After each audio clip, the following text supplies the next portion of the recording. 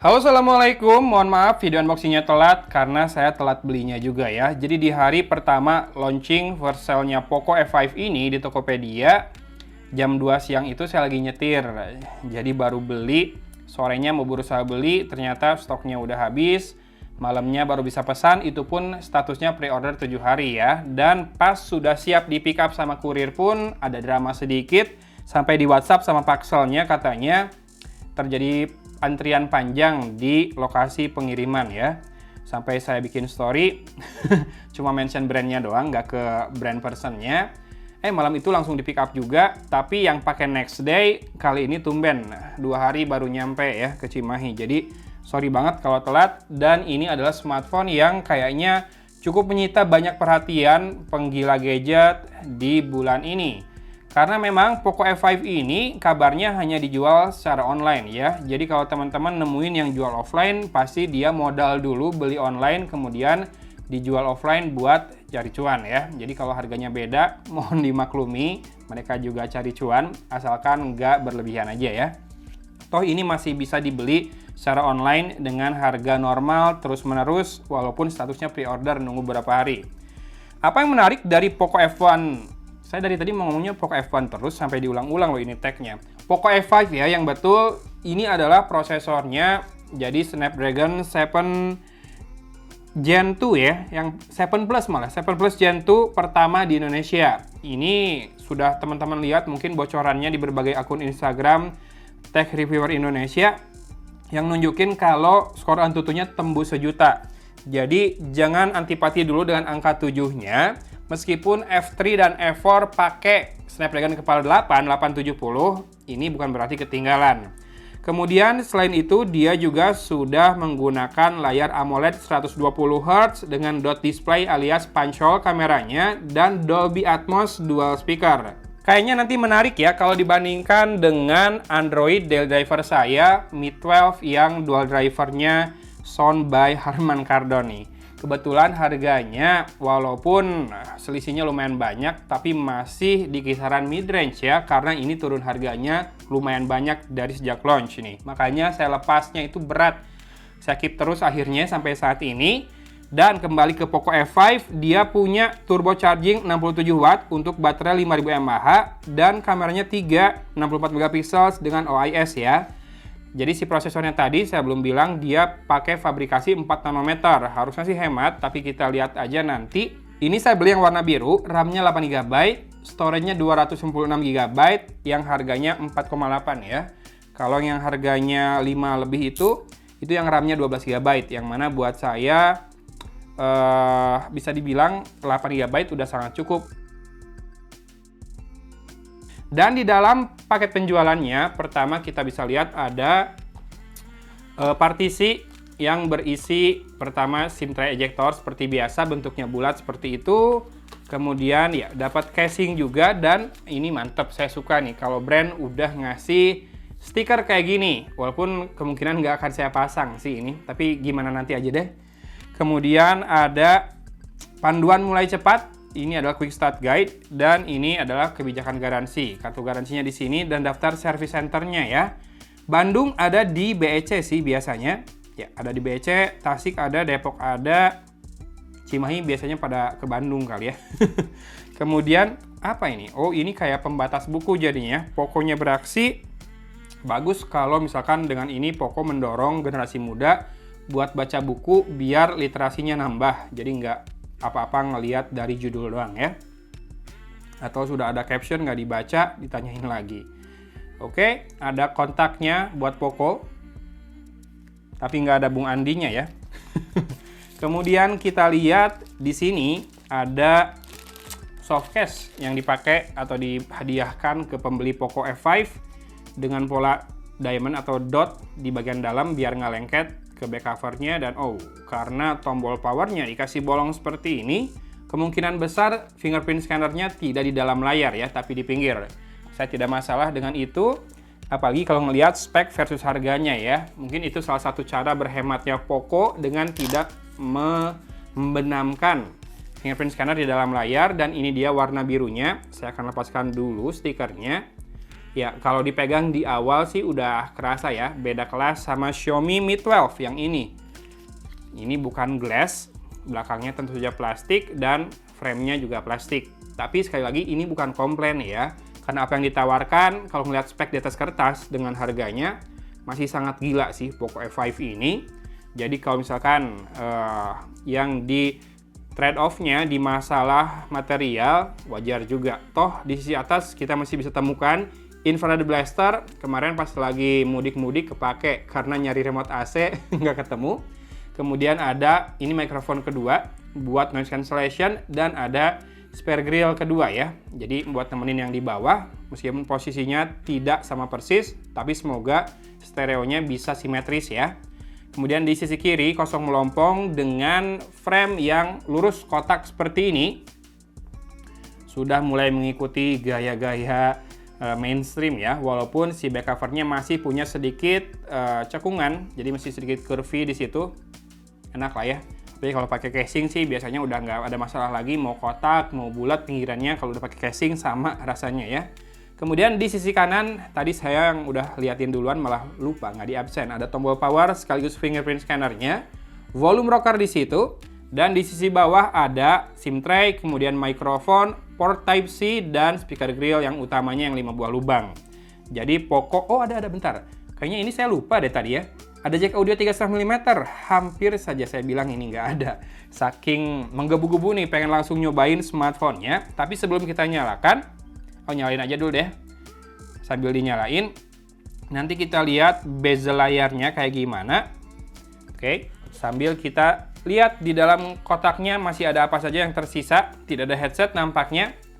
Dan ini adalah kabel data atau kabel chargingnya tipe A ke tipe C, Type A to Type C dengan aksen warna orange seperti itu. Oke, itu jinglenya Poco apa MIUI ya? MIUI 14. Saya termasuk orang yang biasanya kurang betah pakai MIUI, tapi setelah lama pakai Xiaomi Mi 12 dalam sehari-hari karena bukan jadi device yang utama banget, jadi device Android utama, tapi buat sehari-hari aplikasi perbankan dan lain-lain nggak saya install di sini ya, saya install di handphone buah-buahan. Jadi nggak masalah ternyata ya, malah enak, so far so good. Kemudian ini dia chargernya 67 watt, desain by Xiaomi dengan output 5 volt 3 ampere 15 watt, fast output 5 volt sampai 20 volt dengan ampernya adalah berapa ini? 6,2 sampai 3,25 ampere, 67 watt maksimal. Jadi ini ampernya besar. Nah, kita bisa lihat di sini frame layarnya, wow. Ini mah simetris atas dan bawah ya, dan cukup tipis, hampir tipis banget. Tipis lah, tipis ya. Tapi hampir tipis banget, tapi kalau dibilang tipis udah tipis, kiri kanan tipis banget baru. Dan simetris yang penting, dengan punch hole di atas layar, di tengah yang juga tidak terlalu makan space. Oke, kita akan setup dulu sebentar. A few moments later. Oke, sudah saya setup dan ini si smartphone-nya sudah terpasang anti gores bawaan ya, yang kalau saya lihat sih rada mudah kotor. Kalau misalkan kamu mau tahu brand hydrogel yang saya pakai buat Xiaomi 12 yang sekarang ini, yang matte ini, kamu bisa cek link deskripsi ya. Oke, langsung kita tes untuk fingerprint scannernya sekarang. Cepat ya, tapi memang ada animasi seperti itu, mau nggak mau itu bikin kerasa lebih lambat.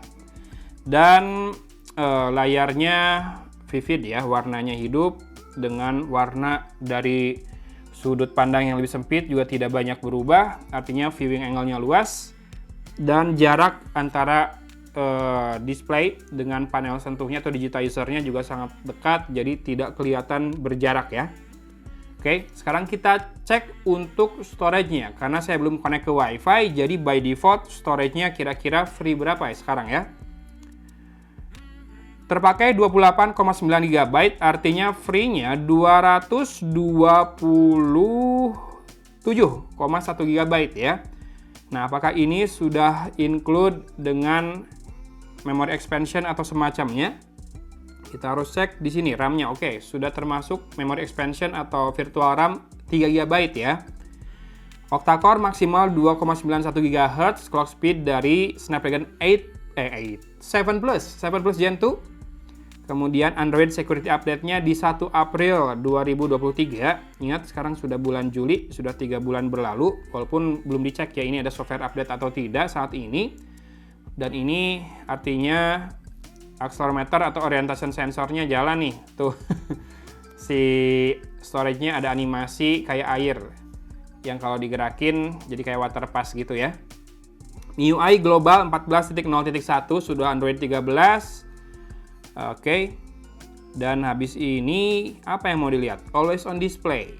Ini yang dulu sempat saya bilang jadi salah satu pertimbangan mengapa Poco F3 nggak saya bilang sebagai flagship killer ya. Belum ada always on display. Sayang sekali ya. Padahal panel AMOLED 120 Hz katanya grade bagus. Tapi kenapa nggak berani buat pakai always on display selalu nyala? Apakah memang keputusan bisnis semata biar yang butuh always on display tetap milih Xiaomi 12? Atau saya nggak tahu deh, Xiaomi 12 Lite ada nggak always on display-nya? Kalau Xiaomi 12T kayaknya ada ya. Dan bisa di set schedule atau always on beneran itu bisa, tapi di Poco tidak bisa.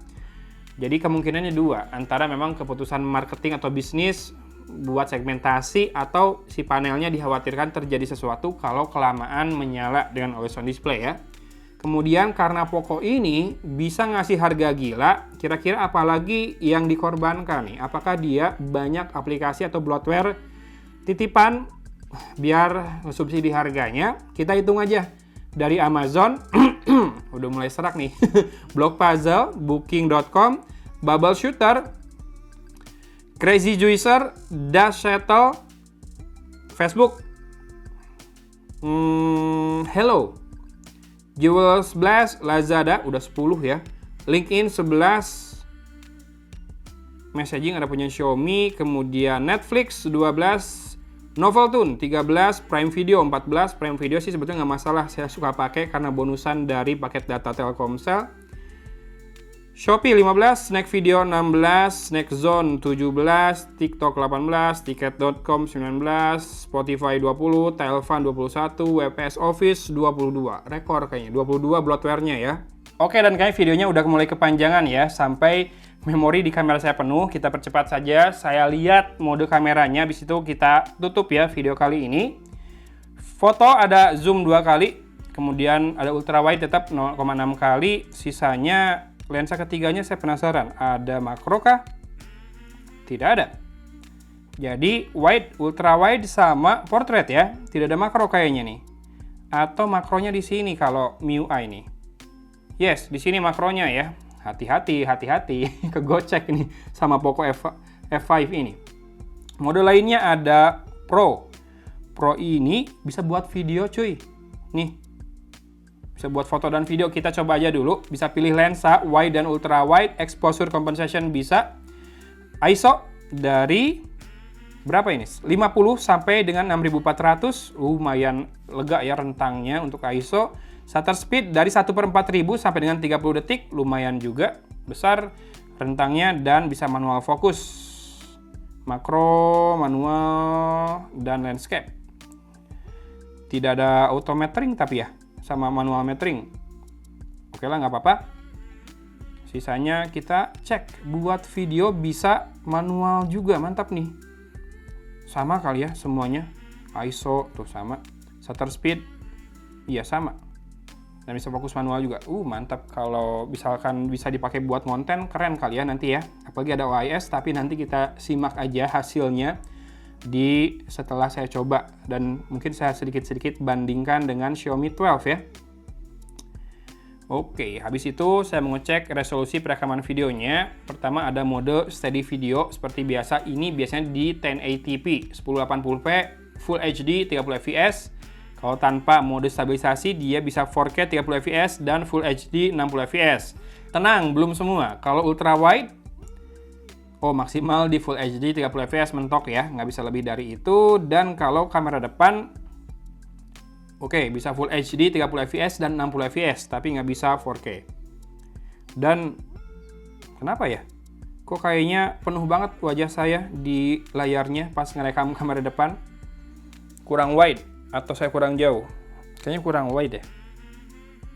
Ya sudahlah, kita simpan saja pertanyaan tentang kameranya buat nanti video reviewnya ya. Itu pun kalau masih pada nungguin, karena kan udah banyak tuh yang bikin reviewnya. Bisa ditonton juga video tentang Poco F5 ini dari teman-teman reviewer yang lain ya. Saya mau coba nikmatin dulu pemakaiannya. Ini dia Poco F5 resmi warna biru. Jadi selain warna biru ini ada warna hitam dan warna putih. Yang putih kayaknya ada pola bunga-bunga gitu ya. Tapi itu yang paling susah didapatkan di pre-ordernya. Oh, warnanya mantap ya. Yuk kita coba pasangkan softcase-nya sebelum saya tutup videonya. Pokoknya kalau kamu tertarik juga, ingat Poco F5 ini hanya dijual online dan sejauh ini masih eksklusif di Tokopedia. Semoga nanti bisa juga dijual di marketplace lain ya. Sip, thanks for watching ya guys. Dari kota Cimahi, Agon pamit undur diri. Wassalamualaikum warahmatullahi wabarakatuh.